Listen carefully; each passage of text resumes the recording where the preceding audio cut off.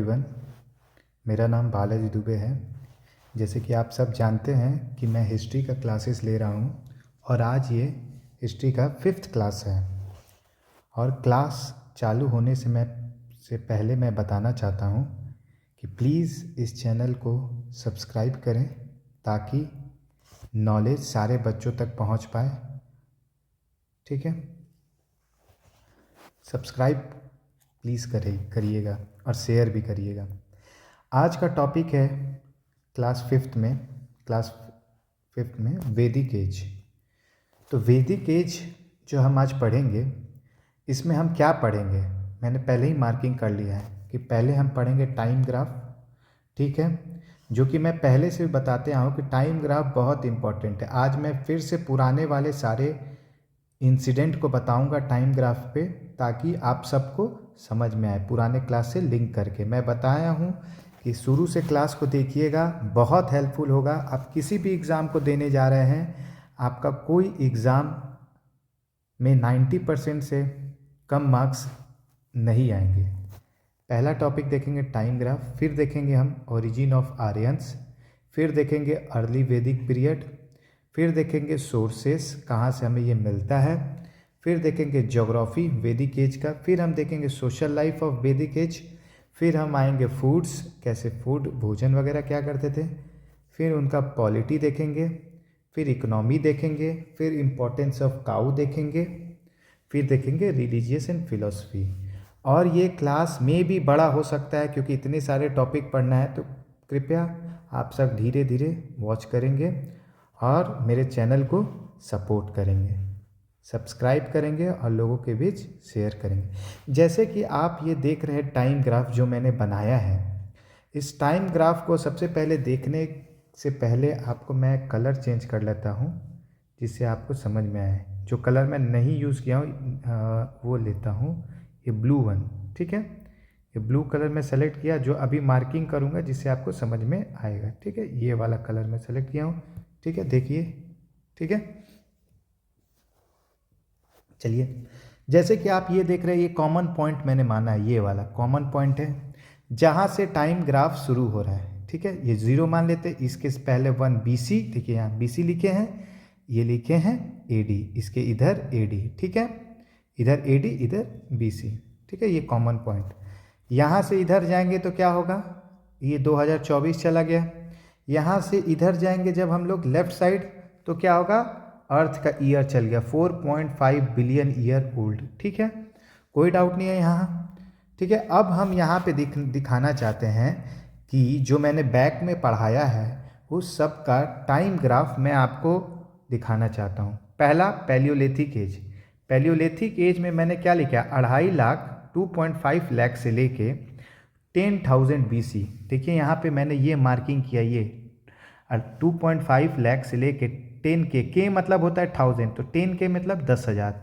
तो ये देखिए मैंने यहाँ पे लिखा है पैलियोलिथिक एज। समझ में आ गया, ये पहला ग्राफ हो गया 2.5 लाख से। देखिए 4.5 बिलियन से यहाँ तक 2.5 लाख हो गया। हमको उससे मतलब नहीं है, ये हम इसका हिस्ट्री हम ज्योग्राफी में पढ़ेंगे। ये जो इस टाइम फ्रेम में हुआ है इसके बारे में हम लोग ज्योग्राफी में पढ़ेंगे। ठीक है, जो 4.45 बिलियन से लेके 2.5 लाख तक हुआ है, इसका सारा इसके बारे में हम लोग ज्योग्राफी में पढ़ेंगे। ये जो आप देख रहे हैं 2.5 लाख से लेके 10,000 तक, ये क्या है, पैलियोलिथिक एज। कोई डाउट नहीं होगा। देखिए ये वाला हो गया। चलिए मेजोलिथिक पे आइए। मेजोलिथिक एज में देखिए क्या है, 10,000 से लेके 4,000। ये देखिए 10,000 से लेके 4,000, ये जो टाइम फ्रेम है, ये देखिए यहाँ पे लिखा हूँ मैं मेजोलिथिक एज। ये जो 10,000 से 4,000 है, कौन सा फेज है, मेजोलिथिक एज है। आप अपने कॉपी में एक डायग्राम ऐसे ही बना लीजिएगा। ठीक है, जैसे जैसे मैं मार्किंग कर रहा, 10,000 से लेके 4,000 क्या हो गया, मेजोलिथिक एज। उसके बाद आइए नियोलिथिक एज। क्या आ जाएगा, नियोलिथिक एज। नियोलिथिक एज में देखिए मैंने कहा 4,000 से लेके 1,000 BC। देखिए 4,000 से ये लंबा वाला लाइन जा रहा है यहाँ तक, ये 1,000, ये क्या है, नियोलिथिक एज है, ये वाला नियोलिथिक एज। कोई डाउट नहीं है। तो नियोलिथिक एज आपको समझ में आ गया। ठीक है, और चैल्कोलिथिक एज 2000 BC से मैंने बताया है कि ये डेट जो मैंने देखिए अप्रॉक्स 2000 लिखा है यहाँ पे। ठीक है, तो ये डेट फ्लक्चुएट होते रहता है। ठीक है, यहाँ पे देखिए 2000 से लेके ये यहाँ पे मार्क कर रहा हूँ, ये 2000 से लेके अप टू चल रहा है यहाँ पे चैल्कोलिथिक एज, कोई डाउट नहीं है। तो आपको ये चारों समझ में आ गया, पैलियोलिथिक, मेसोलिथिक, नियोलिथिक, चैल्कोलिथिक, ठीक है। अब आजिए आप, उसके बाद मैंने पढ़ाया आईवीसी में, इंडस वैली सिविलाइजेशन में, ठीक है। आईवीसी मतलब Indus valley civilization, early phase मतलब जब इंडस वैली सिविलाइजेशन का शुरुआत हो रहा होगा, क्या हो रहा होगा, इंडस वैली सिविलाइजेशन का शुरुआत हो रहा होगा, ठीक है। ठीक है, यहाँ पे देखिए 3300 से लेके 2600 बीसी, बीसी पता है आपको, बिफोर क्राइस्ट या बीसी, 3300 से 2600, देखिए यहाँ पे ये मार्क किया मैंने, ये 3300 से लेके 2600, ये क्या है, देखिए मैंने लिखा है अर्ली फेज ऑफ आईवीसी, कोई डाउट। उसके बाद आ जाइए आप mature phase of IVC, mature phase मतलब जब ये अपना एक्सट्रीम वर्क कर रहा था, क्या, आईवीसी, तो ये कब से कब है, 2600 से लेके देखिए 1900 तक, 2600 से लेके 1900 तक, ये क्योंकि टाइम फ्रेम पीछे जा रहा है, देखिए ना, यहाँ से आएगा ना तो घटते घटते एक आएगा, फिर जीरो आएगा, फिर एक चालू हो जाएगा, समझे। चलिए यहाँ से लेके आएगा कहाँ, देखिए कॉमन पॉइंट यहाँ पे हो गया, ठीक है। अब 2600 से 1900 हो गया, देखिए यहाँ पे 2600 से 1900, ये क्या हो जाएगा, मैच्योर फेज ऑफ आईवीसी, क्या हो गया, मैच्योर फेज ऑफ आईवीसी, कोई दिक्कत नहीं है, ये देखिए, ठीक है, 2600 से 1900। उसके बाद late phase of IVC, late phase मतलब, लेट फेज ऑफ मतलब जब ये डिक्लाइनिंग फेज है, क्या है, डिक्लाइनिंग फेज है ये वाला, डिक्लाइनिंग मतलब जब आईवीसी खत्म हो रहा होगा, देखिए यहाँ पे आ जाएगा लेट फेज, 2400 से लेके कितने, 1900 से लेके, देखिए ये 1900 है, ये पॉइंट 1900 से लेके 1400 तक, क्या है ये, लेट फेज ऑफ आईवीसी, कोई दिक्कत नहीं है, कोई दिक्कत नहीं है। ये यहाँ तक आपको समझ में आ गया, पैलियोलिथिक, मेसोलिथिक, नियोलिथिक, चैल्कोलिथिक और आईवीसी का तीनों फेज, ठीक है। यहाँ आप 1400 तक पहुँच गए, आपका हिस्ट्री 1400 तक आपका कंप्लीट हो गया था, ठीक है। अब 1400 के बाद यहाँ पे देखिए मैंने 1400 से लेके आपको यहाँ पे अब अर्ली वैदिक एज आ जाएगा, क्या आ जाएगा, वैदिक एज आ जाएगा। 1400 के बाद क्या आ जाएगा, वैदिक एज, ये देखिए यहाँ से 1400 से लेके 1000 तक, यहाँ पे आएगा 1000, देखिए ऊपर मार्किंग किया ना, 1400 से लेके 1000 तक, ये क्या हो जाएगा, अर्ली वैदिक एज, क्या हो जाएगा, अर्ली वैदिक एज। और 1000 से लेके 600 बीसी तक क्या हो जाएगा, लेट वैदिक एज। चलिए अब मैं आज का क्लास शुरू करता हूँ, ये हमें लग रहा है टाइम ग्राफ आपको समझ में आ गया होगा, इसको कम से कम आप 2-3 बार जरूर देखिए, एक बार रिवाइंड करके भी ये वाला पाई चार्ट फिर से आप देखिएगा, क्योंकि ये बहुत इंपॉर्टेंट है, आगे आपको और काम आएगा, ठीक है। इसीलिए मैं बोलता हूँ ये जो क्लासेस हैं ये आपको यूट्यूब पे कहीं नहीं मिलेगा जो इतने एलेबोरेट वेट से समझाएगा, तो आप सब्सक्राइब करके रखिएगा ताकि आपको नोटिफिकेशन मिलता रहे। जैसे मैंने आपको क्या बताया कि चलिए आपको टाइम ग्राफ बता दिया, टाइम ग्राफ में आप एक वैदिक एज का टाइम ग्राफ देख लीजिए। चलिए वैदिक एज चालू करते हैं हम लिखना, ठीक है।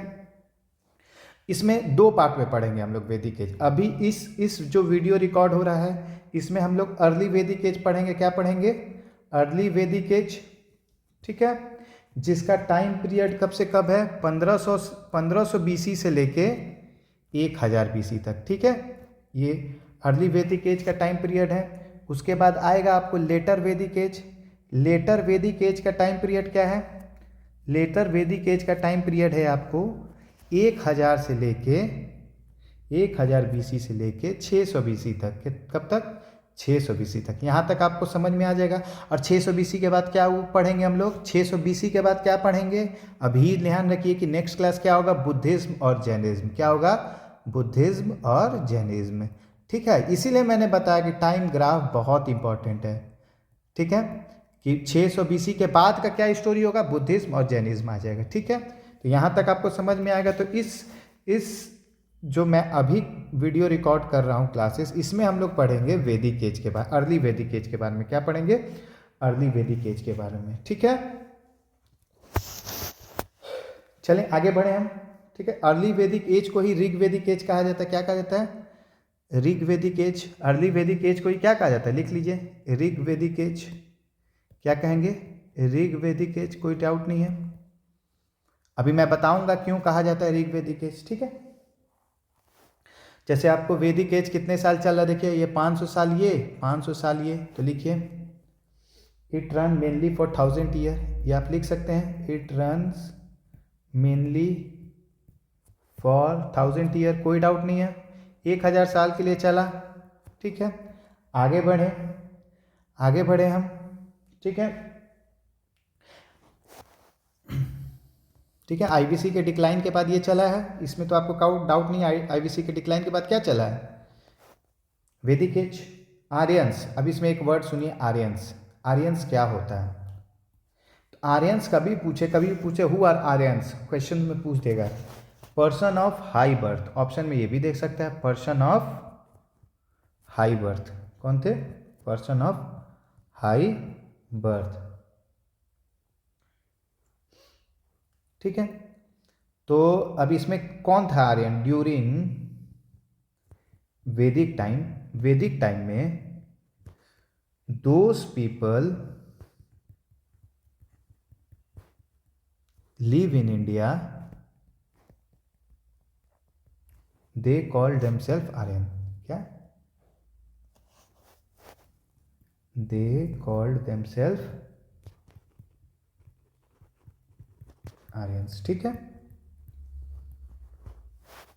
कोई दिक्कत नहीं है। वैदिक समय में जो लोग इंडिया में रहते थे वो अपने को आर्यन कहते थे। ठीक है, अभी आर्यन के बारे में और आएगा कि आर्यन कहाँ से आया, कैसे आया, कौन थे आर्यंस, इसके बारे में डिफरेंट राइटर्स है जो डिफरेंट कमेंट्री आर्यंस के ऊपर किए हैं। ठीक है, सबसे पहले वेदा का मतलब समझ लीजिए, ये लिख लीजिए, व्हाट इज वेदा, कभी पूछ देगा वेदा। वेदा मीन्स, ये एग्जाम में पूछा हुआ क्वेश्चन है इसलिए मैं लिखा रहा हूँ। ठीक है, लिखिए, वेदा मीन्स टू नो, या तो ऐसे देगा टू नो, टू नो, या सुपीरियर नॉलेज, जिसके पास सुपीरियर बहुत ज़्यादा नॉलेज है। ठीक है, या नॉलेज पार एक्सीलेंस, या नॉलेज पार एक्सीलेंस, आपको ये पता होना चाहिए वेदा के बारे में। ठीक है, टू नो या सुपीरियर नॉलेज, या वेदा, या नॉलेज पार एक्सीलेंस। ठीक है, अब यहाँ पे आ जा रहे हैं क्या, ओरिजिन ऑफ आर्यंस। क्या आ जा रहे हैं, देखिए ये हो गया वेदा के बारे में। आप जाएंगे, वेदा क्या है, टू नो, इसका मतलब होता है, क्या मतलब होता है वेदा, टू नो, जानना, सुपीरियर नॉलेज, सबसे ज़्यादा नॉलेज, नॉलेज पार एक्सीलेंस। ठीक है, या आर्यन समझना, पर्सन ऑफ हाई बर्थ। ठीक है, चलिए अब आप आइए ओरिजिन ऑफ आर्यंस पे। क्या? ओरिजिन ऑफ आर्यंस, आर्यंस का ओरिजिन कैसे हुआ, क्या ओरिजिन ऑफ आर्यंस। ठीक है, सॉरी, अब डिफरेंट जो स्कॉलर थे वो डिफरेंट बात बताएं। जैसे लिखिए, सेंट्रल एशिया से कौन कहा कि आर्यन सेंट्रल एशिया से आए। सेंट्रल एशिया मतलब जैसे मान लीजिए ये हमारा इंडिया है, ठीक है, ठीक है, तो यहाँ से सेंट्रल एशिया से लोग कहते हैं कि ये आए हैं। तो ये कौन बोला कि सेंट्रल एशिया के लोग हैं? Max Muller. कौन बोला? Max Muller. कोई दिक्कत? ये आपको याद रखना होगा। सेंट्रल एशिया से कौन बोला कि आर्यन का ओरिजिन? मैक्स म्यूलर, क्योंकि एग्जाम में पूछता है। तिब्बत से कौन बोला? तिब्बत से कौन बोला? दयानंद सरस्वती। कौन बोला? दयानंद सरस्वती। कोई दिक्कत? उसके बाद आपको आएगा आर्कटिक से कौन बोला कि आर्कटिक से आए थे? तिब्बत मतलब समझ गए ना, ये वाला एरिया से, ये वाला एरिया से ये लोग माइग्रेट हुए। ये कौन बोला था? दयानंद सरस्वती। आर्कटिक से आए हैं, आर्कटिक से आए, ये कौन बोला था? बाल गंगाधर तिलक। कौन बोला था? बाल गंगाधर तिलक। ठीक है, ये हो गया आर्कटिक से। सप्त सिंधु, सप्त सिंधु आपको पता है क्या होता है? सप्त सिंधु एसी दास बोले। कौन बोला? एसी दास। सप्त सिंधु क्या होता है? इंडस, सिंधु मतलब इंडस, और इंडस के ट्रिब्यूटरी IJCRBS। जैसे इंडस, इंडस को मिला के ना 1 2 3 4 6, तो इनको सबसे इंडस, झेलम, चेनाब, रवि, ब्यास, सतलज और सरस्वती। ठीक है, सप्त सिंधु मतलब इसके आसपास से लोग माइग्रेट हो गए थे। बताए थे ना कि यहाँ पे जब इंडस वैली सिविलाइजेशन डिक्लाइन होने लगा था तो लोग माइग्रेट होने लगे थे। ठीक है, ये क्रोनोलॉजी याद रखिएगा, IJC RPS, Indus, Jhelum, Chenab, Ravi, Beas, Sutlej. तो सतलज सबसे ईस्ट में है, ठीक है, सतलज सबसे ईस्ट में है, इंडस सबसे वेस्ट में है, उसके बाद झेलम, उसके बाद चेनाब, उसके बाद रवि, उसके बाद ब्यास, उसके बाद सतलज, ठीक है। सप्त सिंधु से कौन बोला? AC दास, कोई दिक्कत? ठीक है। Austria and Hungary, Austria and Hungary, Austria कहाँ है पता है आपको? यूरोप का एक कंट्री ऑस्ट्रिया, ठीक है। ऑस्ट्रिया हंगरी से कौन बोला? MC डोनाल्ड एंड गिब्स, ठीक है, नाम याद रहेगा। ऑस्ट्रिया हंगरी हो गया, ठीक है। Russian stapes,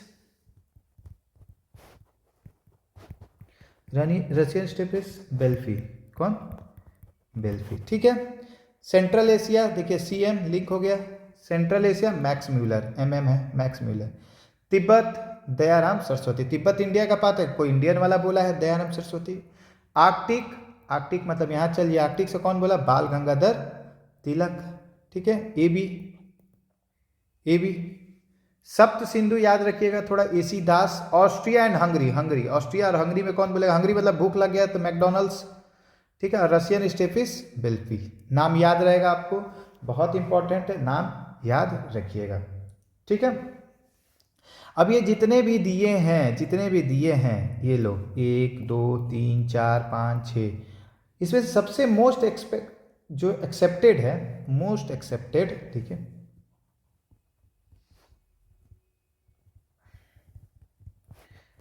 great stapes of Eurasia, ठीक है, कि ये जो रशिया वाला, ये ग्रेट स्टेपिस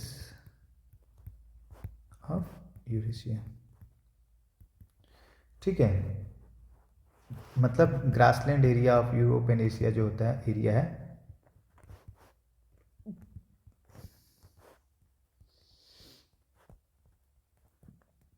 एशिया मतलब स्टेपिस मतलब ग्रासलैंड एरिया होता है, याद रखिएगा। जैसे यूरोप और एशिया के बीच में जब ज्योग्राफी पढ़ाएंगे तो बताएंगे कि ग्रासलैंड एरिया बोलता है कि वहां से आया है, ठीक है, ठीक है।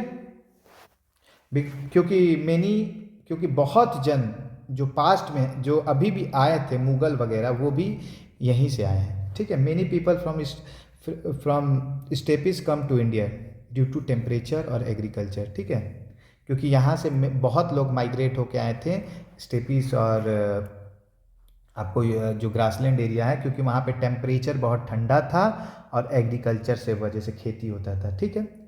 इविडेंसेस कुछ देख लीजिए जिससे हमको पता चलता है कि कहाँ से, सेंट्रल एशिया से कैसे लोग माइग्रेट हुए थे, क्यों बोलते हैं। ये देखिए मेरे से एक एग्जाम में पूछा हुआ क्वेश्चन मैं बता देता हूँ, इविडेंसेस में आ जाएगा आपको, इविडेंसेस में क्या आ जाएगा लिखिए, बोगस गोई, ये नाम याद रखना है आपको, क्या चीज़ का नाम? बोगस गोई, लिखिए स्पेलिंग, बोगस गोई, ये टर्की में पड़ता है, बोगस गोई। ये क्या है? जो ये सेंट्रल एशिया है, ये सेंट्रल एशिया में जगह है, सेंट्रल एशिया हम बता रहे क्या है, लिख ले बस, सोन इंस्क्रिप्शन ऑफ इंद्र, स्पेलिंग यार पेन से लिखने में, इंद्र वरुणा, ठीक है। इसका मतलब क्या होगा? From 1400 BC। देखिए अभी बता रहे, मैं क्या बता रहा हूँ, क्या कहना चाह रहा हूँ। जैसे मान लीजिए ये इंडिया है जो मैंने मैप बनाया था, ठीक है,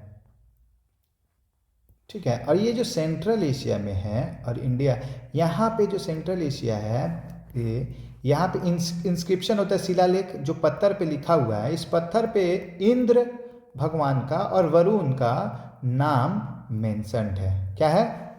नाम लिखा हुआ है। तो इससे क्या पता चलता है कि भगवान सेम थे, तो यहाँ पे भी आके भगवान बनेंगे वो, इसीलिए लोग माइग्रेट हो रहे हैं वहाँ से, ठीक है। तो ये जगह का नाम याद रखिएगा, बोगस कोई, क्या नाम है? बोगस कोई। Language and god are same, so then come to from the steppes of Eurasia, इसीलिए कहा जाता है कि ये लोग स्टेपिस ऑफ यूरेशिया से आए हैं, ठीक है। क्या लिख लीजिए फिर से, लैंग्वेज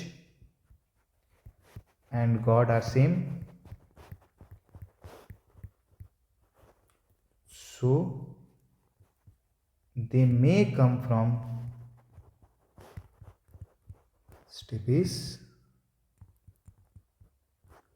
ऑफ यूरेशिया। कोई दिक्कत, कोई प्रॉब्लम नहीं होगा। ये आपको समझ में आ गया। बोगस गोई, यहाँ पे क्या है, इंद्र और वरुण का नाम लिखा हुआ है 1400 BC, इसीलिए हम लोग कहते हैं कि वो कहाँ से आए हैं, स्टेबिस से आए हैं। ठीक है, कोई दिक्कत नहीं है। ये आप चारों पांचों नाम याद रखें क्योंकि एग्जाम में पूछता है। चलिए आगे बढ़ते हैं। ठीक है, क्या करते हैं, आगे बढ़ते हैं। अब इसमें आ जाएगा आपको अर्ली वैदिक या ऋग्वेदिक, जबकि अब यहाँ से और इम्पोर्टेंट क्लास चालू हो रहा है। आज इस क्लास में हम केवल अर्ली वैदिक के बारे में पढ़ेंगे, लेटर वैदिक के बारे में इसके बाद पढ़ेंगे। अर्ली वैदिक या इसको कहते हैं ऋग्वेदिक एज। इसको अर्ली वैदिक या ऋग्वेदिक एज टाइम फ्रेम देख लीजिए 1500 से 1000। और लेटर वैदिक एज का टाइम पीरियड कब था, 1000 से लेके कब तक बताइए, 600 BC। कोई डाउट नहीं है। इसको ऋग्वेदा क्यों कहा जाता है, क्योंकि ऋग्वेदा जो है, 4 वेद है ना, ऋग्वेद, सामवेद, यजुर्वेद, अथर्ववेद, तो ऋग्वेदा केवल इस टाइम पे कंपाइल हुआ था। ये 500 साल में जो है 1500 से 1000 में ओनली ऋग्वेदा कंपाइल्ड। और लेटर वैदिक में लेटर उपनिषद और 3 लेटर ऋग्वेदा को छोड़ के और जो 3 वेदा बचे वो इस टाइम में लिखा गया है। ठीक है, लेटर वैदिक एज में, कोई डाउट नहीं है। आगे बढ़े। ठीक है, ठीक है, अभी आगे मैं लिखवा दूंगा ये वर्ड जो बताया मैं।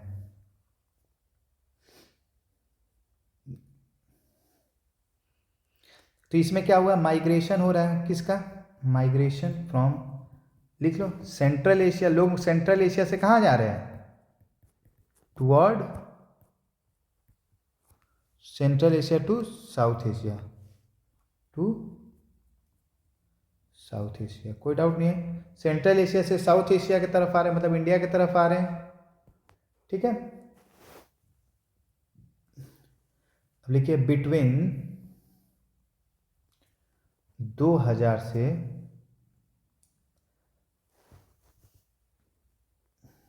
बिटवीन, देखो ये लोग क्या कर रहे थे, सेंट्रल एशिया, देखिए अफ्रीका से, सेंट्रल अफ्रीका से निकल के एशिया, सेंट्रल एशिया से निकल के लोग इंडिया के तरफ आ रहे थे। मान लीजिए ये अफ्रीका हो गया लगभग लगभग, इधर ये यूरोप हो गया, इधर हमारा प्यारा भारत हो गया, और ये कनेक्ट है। तो यहाँ से लोग निकल के, ऐसे निकल के भारत के तरफ आ रहे थे, कब, from central Asia to south Asia में। ठीक है, बिटवीन कब से, 2000 से लेके एंड 1500 BC तक। ठीक है, they started setting in सप्त सिंधु पंजाब रीजन, जो आज का पाकिस्तान में पंजाब रीजन है, वहाँ पे लोग क्या किए हैं, 2000 से 1500 BC जब इंडस वैली सिविलाइजेशन चल रहा था, अब 1500 के बाद ना वैदिक चालू हुआ, अभी तो बताएं। तो इसके पहले क्या हुआ, यहाँ से लोग आके इंडस रिवर के पास, क्योंकि सिविलाइजेशन हो गया था, सेटल्ड होने लगे थे। ठीक है, और सप्त सिंधु मतलब सप्त, 7 धारा, इंडस, झेलम, चेनाब, रवि, ब्यास, सतलज और सरस्वती। ठीक है, इंडस, झेलम, चेनाब, रवि, ब्यास, सतलज और सरस्वती। ठीक है, इस जगह पे लोग क्या होने लगे, सेटल्ड होने लगे धीरे धीरे। ठीक है, लिख लीजिए, it was not an invasion, मतलब ये आक्रमण वगैरह नहीं था, बट माइग्रेशन था। जैसे आज भी लोग देखते हैं कि कैसे वेव आफ्टर वेव माइग्रेशन, जब आपको सब कुछ पता है कि इंडिया में ग्रोथ है, इंडिया में सिविलाइजेशन अच्छा चल रहा है, खेती है वगैरह है, तो लोग क्या हो रहे थे, अदर कंट्री से यहाँ इंडिया में माइग्रेट हो रहे थे। ठीक है, इट वाज नॉट इन्वेजन, ये इन्वेजन नहीं था। जैसे आज भी रोहिंग्या इशू है, ये क्या है, इन्वेजन नहीं है, वो अटैक नहीं कर रहे हैं, वो माइग्रेट कर रहे हैं। क्या कर रहे हैं, माइग्रेट कर रहे हैं। ठीक है, इन्वेजन और माइग्रेशन, इन्वेजन मतलब होता है अटैक। ठीक है, ठीक है, तो ये क्या किया, स्लोली ऋग्वेदा में इस 1500 के आसपास में क्या हो रहा है, स्लोली कन्क्वेर्ड मतलब होता है एक्वायर्ड करना, सब कुछ, सब कन्क्वेर्ड इंटायर नॉर्थ इंडिया, जो ये आप हमारा नॉर्थ इंडिया देख रहे हैं, ये पूरा भारत तो धीरे धीरे क्या किए, ये हमारा पूरा भारत के नॉर्थ इंडिया को कॉन्क्वेस्ट मतलब एक्वायर कर लिए, ठीक है। और यहाँ पे जो लोग रहते थे पहले से, ठीक है, तो उनको ये क्या कहते थे, दास और दस्यु। ये वर्ड पूछेगा हु आर दास एंड दस्यु, तो ये जो कॉन्कर्ड नेटिव थे, अंग्रेजी में इनको, इंग्लिश में कॉन्कर्ड नेटिव्स कहा जाता है। लिख लीजिए कॉन्कर्ड नेटिव्स कौन थे, लिखवा देते हैं, लिखिए। लोकल पीपल, क्या, local people who live near सप्त सिंधु, आर्यंस कॉल्ड देम दास और दस्यु, ठीक है। दास मीन्स क्या होता है, स्लेव, आपको तो पता है ना। तो आर्यन जो आ रहे थे माइग्रेट होके यहाँ पे, कहा जाता था, तो वो जो यहाँ पे जो लोकल लोग रहते थे पहले से, जो यहाँ पे इंडस के सामने रहते, तो आर्यन उनको क्या कहते, दास या दस्यु। इसको क्या कहते थे, दास मीन्स स्लेव, क्या कहते थे, स्लेव, गुलाम। आगे बढ़ें। देखिए आप लोग को इतना अच्छा कंटेंट मिल रहा है, आप लोग से रिक्वेस्ट है कि चैनल को सब्सक्राइब कीजिए, शेयर कीजिए और सपोर्ट करिए, क्योंकि आपका सपोर्ट ही मेरे को भी मोटिवेट करेगा। और कमेंट भी कीजिए कि कैसा कंटेंट जा रहा है, ठीक है। आगे बढ़ते हैं। सोर्सेस सबसे इंपॉर्टेंट, इसमें से बहुत क्वेश्चंस आएंगे, ठीक है। सोर्सेस, कैसे हमको वैदिक एज के बारे में पता चलता है, ठीक है, ठीक है।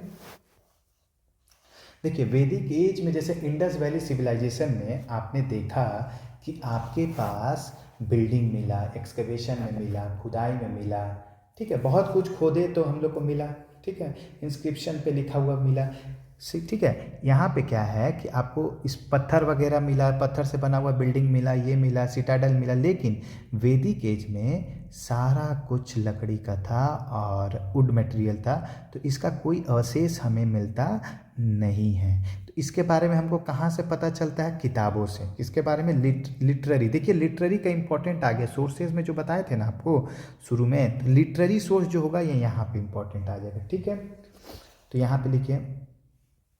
अब चलिए सोर्सेज में समझ में आ गया स्टोरी, क्योंकि यहाँ पे कोई हमारे पास एविडेंस नहीं है, एक्सकवेशन में कुछ बिल्डिंग वगैरह नहीं मिला। क्यों नहीं मिला, क्योंकि उस समय कुछ लकड़ी से बनता होगा। उसके पहले सिविलाइजेशन, इंडस वैली सिविलाइजेशन में क्या था, पत्थर वगैरह था, तो आज भी है, लेकिन इसमें क्या था, लकड़ी था, जो कि डिकम्पोज हो गया होगा, ठीक है। आगे बढ़े। ऑल नॉलेज लिखिए, ऑल नॉलेज ऑफ आर्यंस कहाँ से आता है, फ्रॉम वेदा, वेदास से। कहाँ से आता है, वेदास। और कौन सा स्पेशली, कौन वेदा से आएगा, ऋग वेदा। कौन सा वेदा, ऋग वेदा। कोई डाउट नहीं है, ऋग वेदा से आया। ऋग वेदा कब से कब कंपाइल हुआ है, 1500 से 1000 BC, कोई डाउट नहीं है। ये अर्ली वैदिक पीरियड का भी टाइम पीरियड यही है, 1500 से 1000, कोई डाउट नहीं। आगे बढ़े। लैंग्वेज आपको पता होगा, जो ऋग वेदा का होगा लैंग्वेज संस्कृत, और क्या होगा आपको भी पता है, संस्कृत, ठीक है। यहाँ पे लिख लीजिए उपनिषद, उपनिषद एंड लेटर 3 वेदा, लेटर 3 वेदा, जो ऋग वेदा को छोड़ के 3 वेदा है, वो कब लिखा गया है, ये इसके बाद लिखा गया, 1000 से 500 BC तक लिखा हुआ है, कोई डाउट नहीं है। इसमें क्या है, उपनिषद और लेटर 3 वेदा के बारे में लिखा है। लेटर 3 वेदा मतलब श्याम वेद, यजुर्वेद, अथर्ववेद, अभी आगे आएंगे, ठीक है, आगे बताएंगे, ठीक है। आगे बढ़ें, समझ में आए आप लोग को, पक्का। आगे बढ़ें। देखिए उपनिषद में ये वर्ड लिखिए, उपनिषद में टोटल कितना उपनिषद, 108, ये आपको पता होना चाहिए। 108 बार माला जपते हैं ना, तो याद रखिएगा। उपनिषद मतलब क्या होता है, कभी एग्जाम में पहले कितना उपनिषद है आपको पता होना चाहिए, 108 उपनिषद। उपनिषद मतलब क्या होता है, ये आपको एग्जाम में पूछ लेगा। टू सिट नियर समवन, किसी के सामने बैठ के उससे ज्ञान लेना, जैसे आप लोग बैठे हैं मेरे से ले रहे हैं। टू सिट नियर समवेयर, नहीं समवन, ठीक है, कोई दिक्कत नहीं है, ठीक है। ये क्या बताता है, क्या डिस्क्राइब करता है, ये वर्ड भी याद रखिए, फिलोसॉफिकल एंड स्पिरिचुअल नॉलेज। क्या, philosophical philosophy and spiritual knowledge. क्या है फिलॉसफी एंड स्पिरिचुअल नॉलेज? कोई डाउट नहीं है? कोई डाउट नहीं है इसमें? उपनिषद क्या बताया? फिलॉसफी एंड स्पिरिचुअल नॉलेज बताएगा आपको, ये वर्ड याद रखिएगा, पूछेगा। फिलोसफिकल थॉट बताएगा, स्पिरिचुअल नॉलेज देगा। मुंडक उपनिषद के बारे में आज ये देखिए, उपनिषद भी है ना, उसमें से एक आता है मुंडक उपनिषद। ये क्यों इंपॉर्टेंट है मुंडक उपनिषद? आप लोग को मोस्ट जन को पता होगा, क्योंकि इसमें सत्यमेव जयते लिखा हुआ है। सत्यमेव जयते, ये वर्ड कहाँ लिखा हुआ है? तो आपको पता होना चाहिए वर्ड कहाँ से लिया गया है। सत्यमेव जयते ये लिया हुआ है आपको मुंडक उपनिषद से। कौन सा उपनिषद से? मुंडक उपनिषद से। आगे बढ़े, ठीक है। अब आ जाइए आप यहाँ पे, आ जाइए आप पुराण्स में। कितना? पुराण्स, ठीक है। ये हमको आर्यन के बारे में पता चला। ऋग्वेदा के बारे में कहाँ से पता चलता है? यही सब चीज़ से पता चलता है, ठीक है। पुराण्स, कितने पुराण से पूछ देगा? 18। कैसे याद रखोगे? देखिए ये देखिए 108 है ना, इस पे से 0 उड़ा देना, 18। तो कन्फ्यूजन नहीं होना। तो 108 माला याद है, उसमें से 0 हटा दोगे, 18 पुराण हो जाएगा। कोई दिक्कत नहीं है, क्योंकि लोग को याद नहीं रहता 18 है, 20 है, 28 है, 30 है, ठीक है। तो डाउट एकदम यहाँ पे क्लियर हो जाएगा, ठीक है। पुराण में क्या बताया गया? हिस्ट्री किस चीज़ के बारे में बताया गया है, पढ़ाया गया है? पुराण किताब है, इसमें आपको जीनोलॉजीज के बारे में बताया गया है, ठीक है। फिलॉसफी के बारे में पढ़ाया गया है, बताया गया है, और कॉस्मोलॉजी के बारे में बताया गया। ये सब इम्पोर्टेंट है, किताब के अंदर ये चीज़ लिखा हुआ है इसके बारे में, सबके बारे में। ये आपको इम्पोर्टेंट याद रखें, 18, ठीक है। अब आप आ जाइए ऋग्वेदा। सामवेदा, ठीक है, यजुर्वेदा, ठीक है, और अथर्ववेदा। कोई डाउट? ऋग्वेदा आपको पता है, ये चार, ये अर्ली वैदिक एज, ठीक है, ये लेटर वैदिक एज, ये तीनों, ठीक है। मतलब ये 1000 से 500 के बीच लिखा गया है BC, और ये 1500 से 1000 BC के बीच में। देखिए पीछे आ रहा है, इसीलिए हम बता रहे, कंफ्यूज नहीं होना, यहाँ से पीछे आएगा बार बार, इसीलिए टाइम ग्राफ बताएं। ऋग्वेदा कब लिखा हुआ है? मतलब क्या बताया गया ऋग्वेदा में?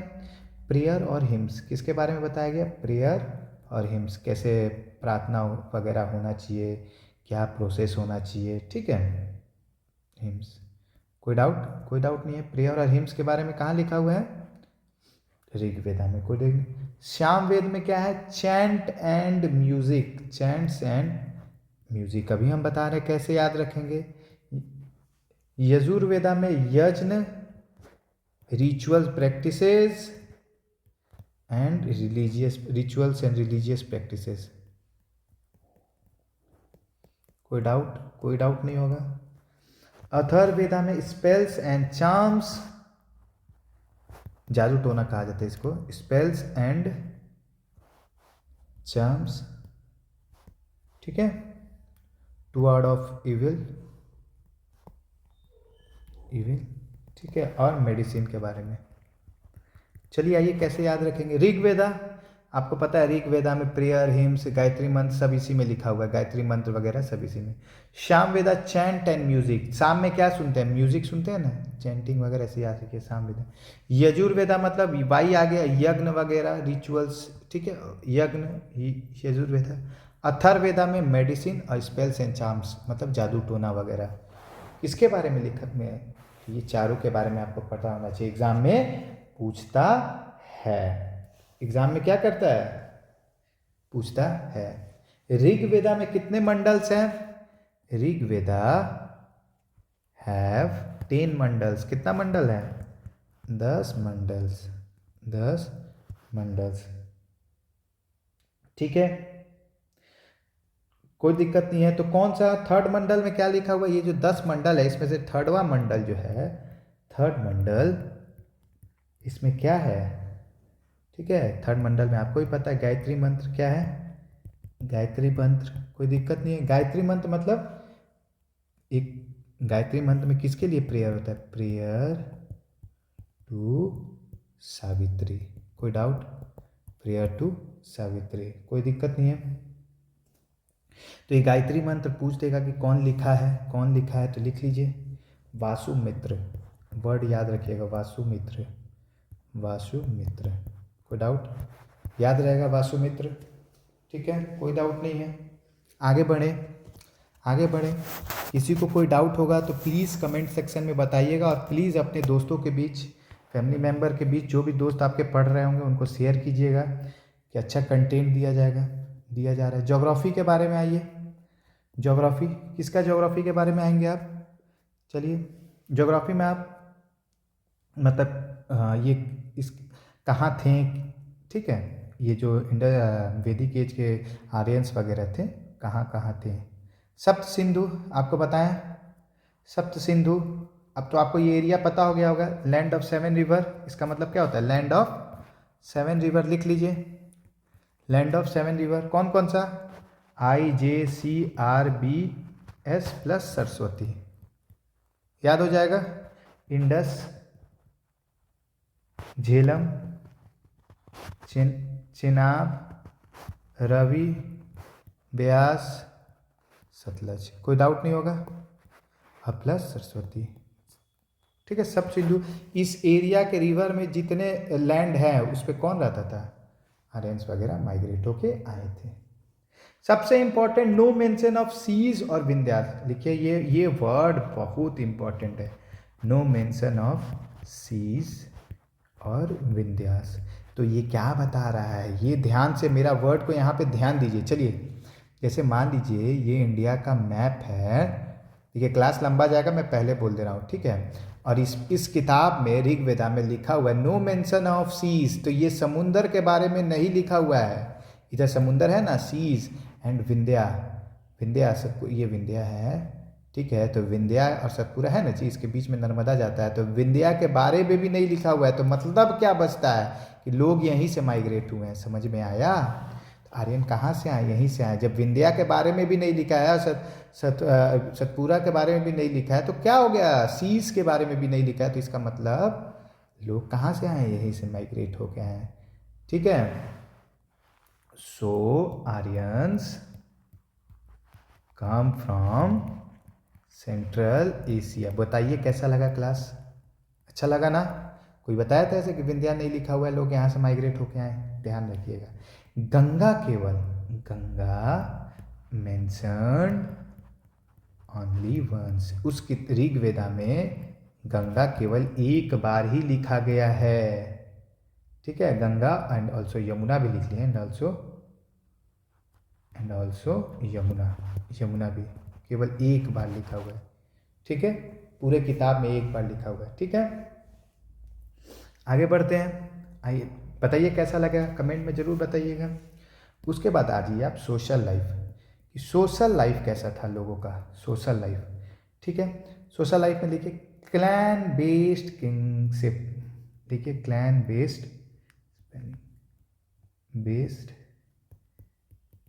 किंगशिप, इसका मतलब क्या हो गया, लिखिए 500 से और लगभग 500 और 600 पीपल यू हैव। देखिए इसमें क्या है कि इसमें क्लैन बेस्ड किंगशिप मतलब कि एक कोई राजा नहीं है, कोई एक किंग प्रॉपर नहीं है। 500-600 लोग रहते थे, उसी में से किसी एक को चुन लिया जाता था, ठीक है। क्लैन बेस्ड, उसी में वही सब डिसीजन लेते थे, 500-600 लोग मिल के, ठीक है। नो किंग, नो राजा महाराजा, नो किंगडम, ठीक है, याद रखना।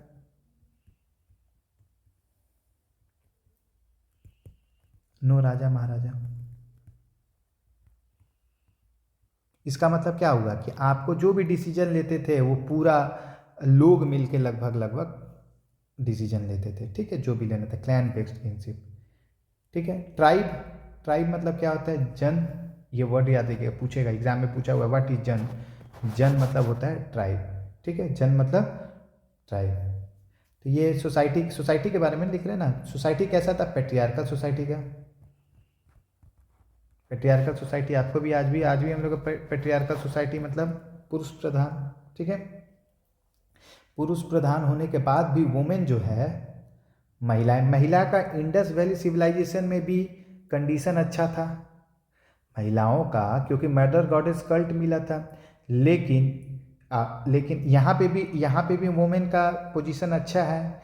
लेकिन लेटर वैदिक, जो अभी अर्ली वैदिक के बाद पढ़ाएंगे नेक्स्ट क्लास में, लेटर वैदिक, वहाँ पे वुमेन का पोजीशन क्या होगा, डिक्लाइन होगा। यहाँ पे भी थोड़ा डिक्लाइन हुआ है, लेकिन उतना डिक्लाइन नहीं हुआ है। वुमेन इंजॉयड, अगर डिक्लाइन नहीं होता तो पेट्रियार्कल सोसाइटी कैसे लिखा था, ठीक है, ऑनरेबल स्टेटस, मतलब स्टेटस अच्छा था फीमेल का।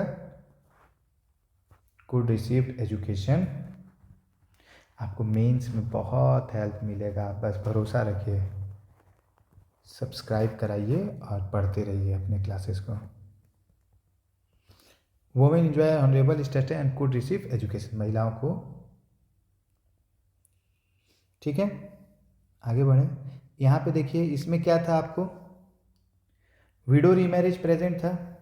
विडो रीमैरिज मतलब जिसका जो विडो हो जाती थी, ठीक है, डेथ हो जाता था हस्बैंड का, उसका भी शादी हो जाता था, ठीक है, विडो रीमैरिज प्रेजेंट,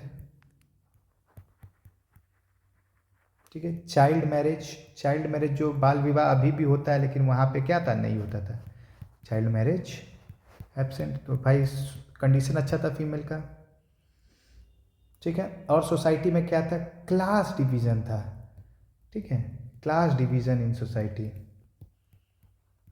क्या था, क्लास डिवीजन, ठीक है।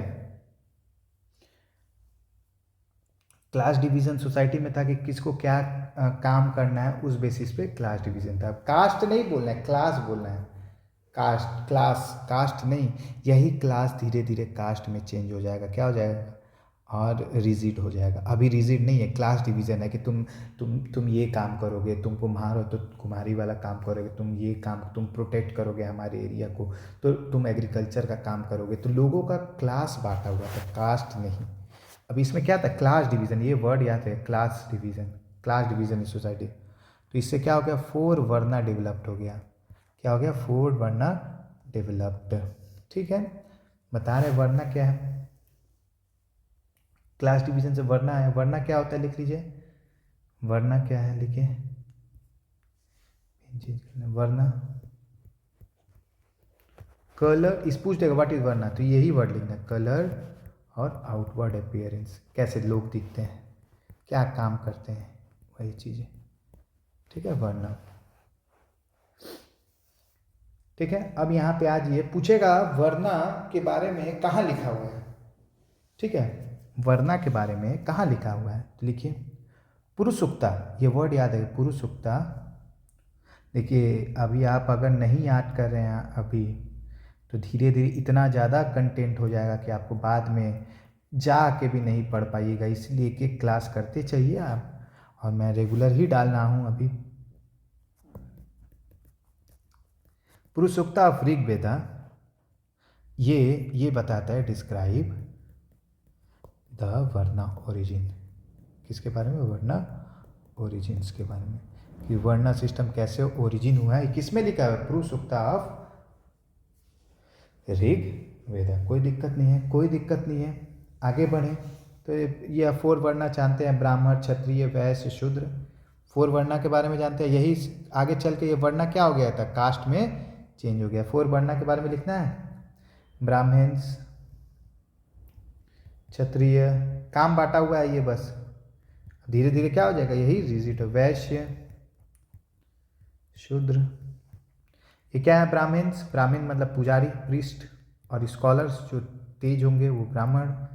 क्षत्रिय, वॉरियर जो लड़ेंगे, कौन होगा, वॉरियर, या रूलर्स, या एडमिनिस्ट्रेटर्स, कोई दिक्कत नहीं होगा। वैश्यस मतलब जो ट्रेडर्स होते हैं, जो ज़्यादा जो माल को इधर से उधर करते हैं, ट्रेडर्स। वैश्य कौन, ट्रेडर्स, ठीक है। या फार्मर, वैश्य कौन है, ट्रेडर्स या फार्मर। शूद्र कौन है, सर्वेंट, जो ये चारों का, ये ऊपर वाले तीनों का काम करेगा, वो सर्वेंट्स, या, ठीक है, कोई दिक्कत नहीं है, आगे बढ़ें। समझ में आया, कमेंट जरूर कीजिएगा। देखिए क्लास अभी थोड़ा सा लंबा जाएगा, ठीक है, थोड़ा और क्लास जाएगा, ठीक ठीक है, थोड़ा समझते रहिएगा क्लास में। अच्छा लगेगा आपको तो ज़रूर कमेंट कीजिएगा, सब्सक्राइब कीजिएगा चैनल को। ठीक है, ये लिख देते हैं आपको एक पॉइंट, वरना वेयर क्लास, वरना क्या था, एक क्लास था, नॉट कास्ट। ये पॉइंट बाद देखिए मेंस में यही देगा, वरना वेयर कास्ट, तो ये कास्ट नहीं था, क्या था, क्लास था। ठीक है, ठीक है, आगे बढ़ें, आगे बढ़ें। फूड के बारे में आ जाइए। फूड, फूड आपको भी पता है खाना पीना में क्या होगा, वीट बार्ले खाते थे, वीट बार्ले जाओ वगैरह। ठीक है, नो राइस, ये इंपॉर्टेंट है, राइस नहीं था। ठीक है, अर्ली वैदिक एज में, अर्ली वैदिक एज में ओनली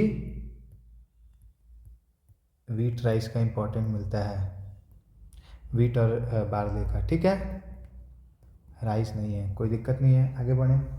मीट, मीट में किस किस चीज़ का मीट खाते थे, फिश, बर्ड, बर्ड, गोट, सिप, कोई दिक्कत नहीं है। ड्रिंक, ये पीते क्या थे, ये इंपॉर्टेंट है, ये एग्जाम में पूछा है, ड्रिंक।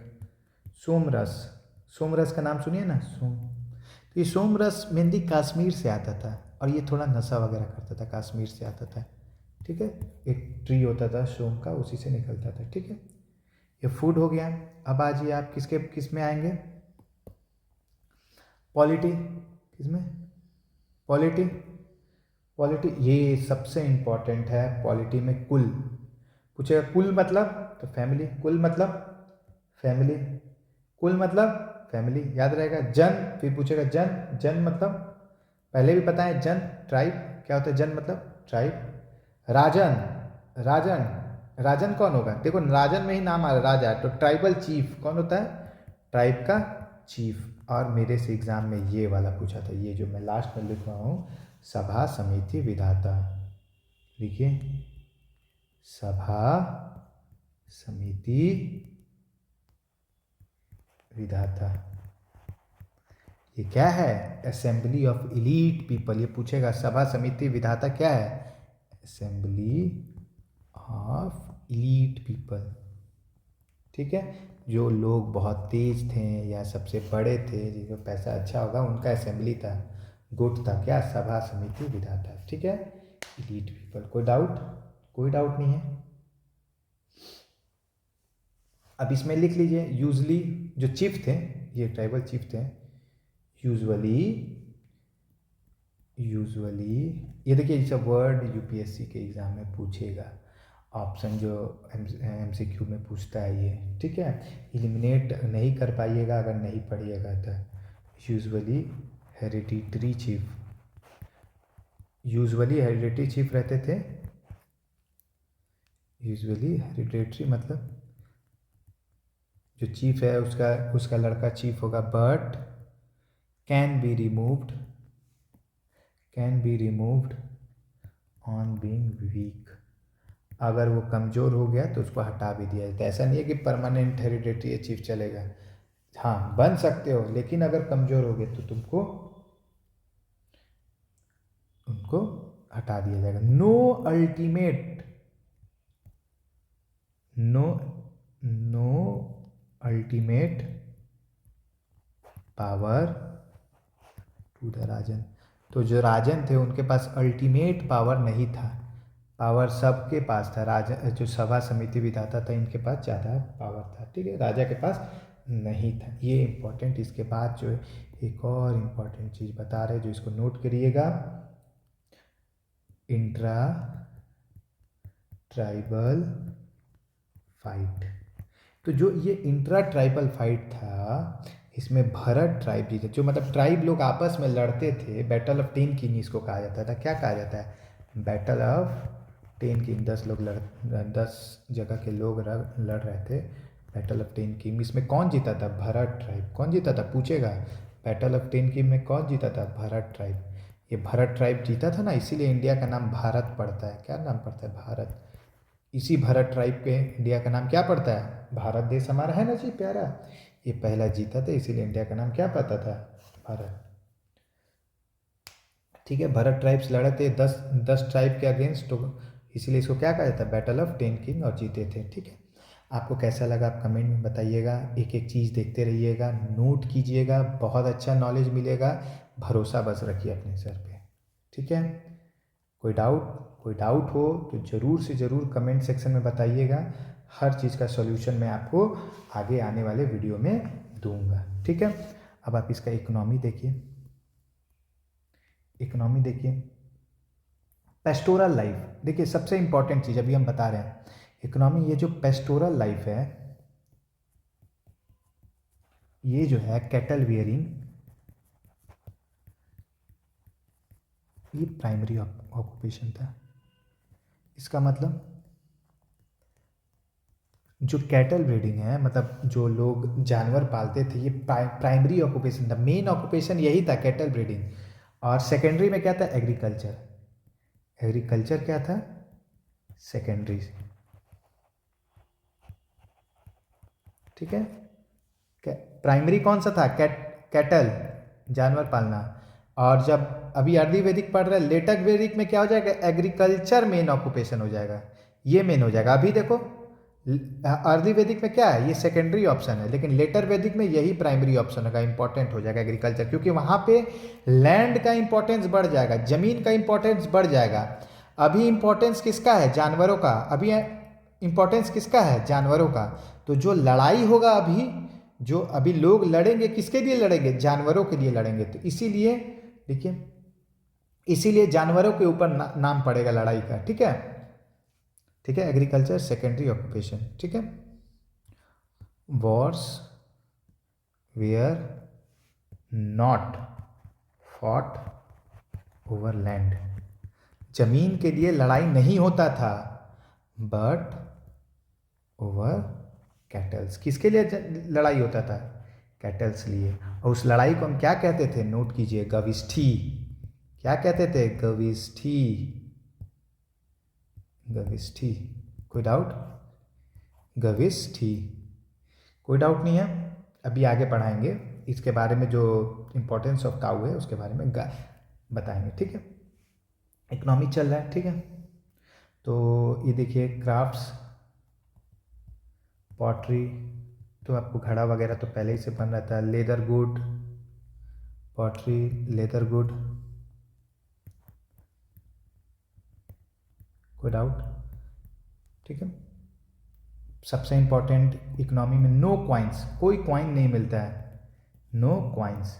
ठीक है, तो क्या था, बार्टरिंग, बार्टर सिस्टम जानते हैं ना, बार्टरिंग, बार्टरिंग और गिफ्ट बेस्ड इकोनॉमी। मतलब बहुत जन को नहीं पता होगा, बात बताते। बार्टर सिस्टम होता है, जैसे आप कभी कभी अपने घर के बगल वाले लोग को चावल मतलब कुछ अच्छा बनाते हैं खाना, तो वो देते हैं, तो वो अपना सब्जी देती हैं। ठीक है, तो ये बार्टर सिस्टम होता है। आप कुछ ले गए दूसरे के घर, वो आपको दिया। आप चावल दिए तो वो दाल दिया। आप कुछ दिए, अब वो कुछ दिया। इसमें इकोनॉमी में कुछ क्वाइन का यूज नहीं हो रहा है। ठीक है, नो क्वाइन। ठीक है, तो क्या था, बार्टरिंग, बार्टर सिस्टम था, सामान के बदले सामान या गिफ्ट कोई देता था। बाली, इसी में एक वर्ड आता है बाली। बाली, बाली मतलब होता है वॉलेंट्री गिफ्ट। क्या होता है, वॉलेंटरी गिफ्ट। वॉलेंट्री गिफ्ट मतलब क्या होता है, वॉलेंट्री गिफ्ट। बाली मतलब वॉलेंट्री गिफ्ट। वॉलेंट्री गिफ्ट मतलब काऊ और वोमेन, इस वॉलेंट्री गिफ्ट, ये वर्ड वोमेन। ठीक है, बाली मतलब कभी पूछ देगा, ये वॉलेंट्री गिफ्ट है। जैसे ये बार्टरिंग सिस्टम है, या तो गाय देता था उसमें, या महिला को शादी वगैरह के लिए गिफ्ट देता था। ठीक है, इसमें जब खेती वगैरह उतना होता नहीं था तो नो टैक्स। जब खेती होगा तब ना टैक्स आएगा जी, तो नो टैक्स याद रखिएगा। आगे बढ़े, आगे बढ़िए। अर्ली वैदिक पीरियड में नो टैक्स याद है, लेटर में आएगा, क्योंकि उसमें प्राइमरी ऑक्यूपेशन क्या हो जाएगा, प्राइमरी ऑक्यूपेशन क्या हो जाएगा, एग्रीकल्चर। इसमें क्या है, pastoral life, cattle breeding primary occupation है। अर्ली वैदिक एज, नो टैक्स। ठीक है, अभी सबसे इंपॉर्टेंट इकोनॉमी में भी चल ना, only copper and bronze mentioned, केवल कॉपर और ब्रॉन्ज लिख के बारे में हमको पता चलता है। कॉपर और ब्रॉन्ज के बारे में। यहाँ आयरन नहीं मिलता है। मैंने इस क्लास के पहले भी बताया कि आयरन लेटर वैदिक एज में मिला। आयरन कहाँ मिला है? ये लेटर वैदिक। इसके बाद जो क्लास लेंगे वहाँ पे मैं सबसे पहले बताऊँगा लेटर वैदिक एज। आयरन कहाँ मिलता है? लेटर वैदिक एज। ये आपको याद रखना होगा, ठीक है। आगे बढ़ें। इम्पोर्टेंस ऑफ काऊ। काऊ का क्या इम्पोर्टेंस है? इम्पोर्टेंस ऑफ काऊ, ठीक है, लिखिए, ठीक है। तो ये क्या होता था? गिफ्ट टू प्रीस्ट, जो पुजारी होते थे इन द फॉर्म ऑफ काऊ। तो जो पुजारी होते थे उनको काऊ, गाय दिया जाता था, ठीक है। गविष्ठी, ये वर्ड याद रखिएगा, गविष्ठी ऊपर भी बताए थे, अभी भी लिखा दे। सर्चिंग ऑफ काऊ, इसका मतलब होता है सर्च फॉर काऊ और वॉर। अगर हम लड़ाई भी लड़ते थे तो किसके लिए लड़ते थे? गाय वाय के लिए लड़ते थे, कैटल के लिए लड़ते। तो एक उसके बाद आता है गोपति। गोपति किसको कहेंगे? राजा को। देखिए, गोपति राजा और चीफ, राजा और चीफ, चीफ, ठीक है। यहाँ protector to cow, protector of cow, कोई दिक्कत नहीं है, ठीक है। दुहित्रा, ये वर्ड याद रहेगा। गोपति हो गया, दुहित्रा डॉटर ऑफ चीफ, जो राजा की बेटी है, राजा की बेटी को दुहित्रा कहा जाता है, चीफ। और वन हु मिल्क काउ, जो गाय को दूहेगा, वन हु, दुहित्रा नाम में, या वन हु मिल्क काउ, ठीक है, जो गाय को दूहेगा, या डॉटर ऑफ चीफ, जो राजा की बेटी होगी उसको कहेंगे दुहित्रा। गोमत, गोमत जो वेल्दी मैन होगा उस गांव का, वेल्दी मैन, वेल्दी मतलब जो सबसे अमीर होगा, wealthy man, who own many canal, who